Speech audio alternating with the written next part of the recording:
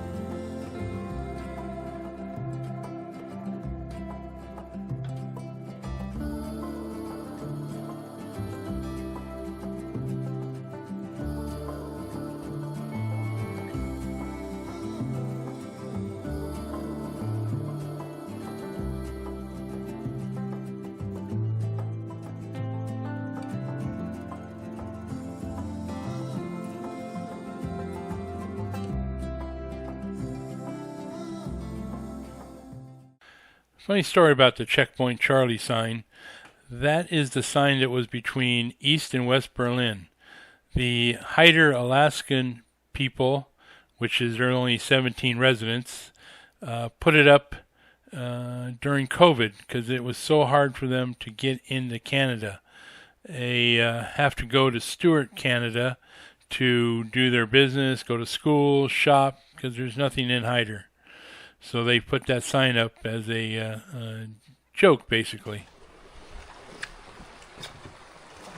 This is Fish Creek Wildlife Observation Center.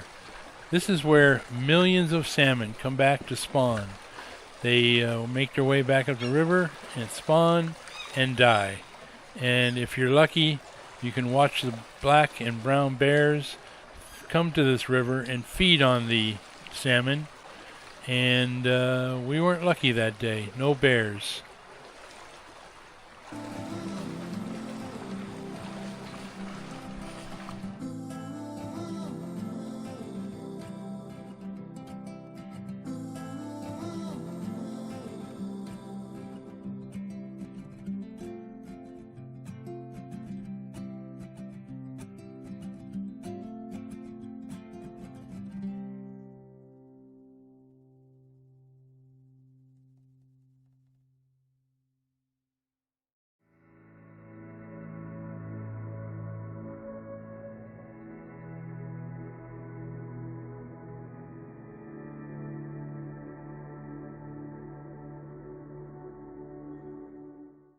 This is Salmon Glacier, the 5th largest glacier in Canada.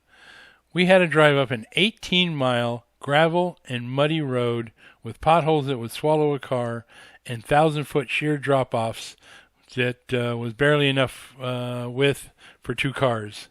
So we drove up, and I didn't take my eyes off the road or my hands off the wheel. I was sweating like crazy. This was probably the scariest road we drove on the trip.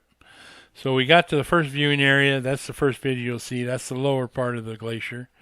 And we decided to keep going against my better judgment. And we were just about ready to turn around when we got to the upper viewing area. And it was all clouded in, so we decided to spend the night there and wait and see if the clouds lifted. And we went into the camper because it was cold and rainy. And one of the other campers knocked on our door and let us know that the clouds have lifted and it was clear to see. So that's the last video you'll see. It was scary, but worth the drive.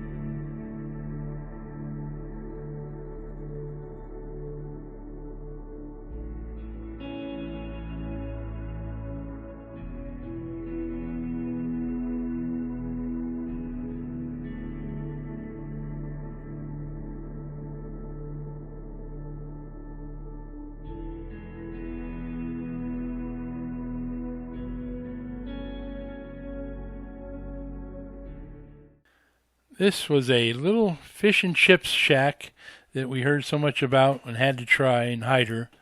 And there's one lady in there cooking, and she's all by herself. And her husband goes and catches the fish in the morning, and she opens up at 11 and cooks it. And when we got there was probably 30 people waiting for her to open. She takes orders 12 at a time, and really interesting. And very unique, and probably the best fish and chips we have ever eaten in our life. Both Cindy and I agree. It was halibut, and it was fantastic.